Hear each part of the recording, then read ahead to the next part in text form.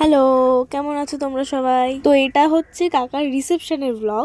এতদিন শুধুমাত্র ল্যাদ খাওয়ার কারণে আমি এডিট করতে পারিনি। তো যাই হোক, যেমনটা দেখলে রেডি শেডি হয়ে একদম চলে গেছিলাম। ভেন্যুতে যেতে একটু লেট হয়েছিল কারণ আমি সাজার আগে অলরেডি 2-3 জনকে সাজিয়েছিলাম, তারপরে আমি রেডি হয়েছিলাম। তো গিয়ে আমার আর কি কাজ, আমি পেট পুজো করতে শুরু করে দিয়েছিলাম। স্টার্টার অনেক কিছু ছিল, মোমো, জিলাপি, কফি। রিসেপশনের মেনুতে কি কি ছিল আমি ডিটেলস একটা ভিডিও তোমাদের সঙ্গে শেয়ার করে দেবো, তোমরা দেখে নিও। তো যাই হোক, তারপরে ফ্যামিলির সবাই এক জায়গায় একটু বসে গল্প টল্প করছিলাম।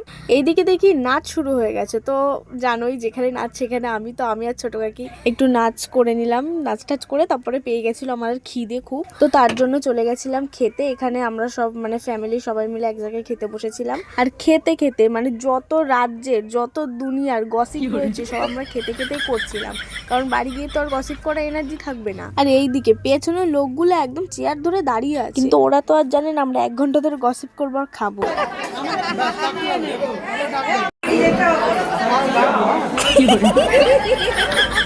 লোকজন শুধু চেয়ার ধরে দাঁড়িয়ে ছিল না, তখন একটা কম্পিটিশন করেই নিতাম। তো যাই হোক, তারপরে খাওয়া দাওয়া হয়ে গেছিল। আর এখানে দেখো এই পানটা কি সুন্দর না?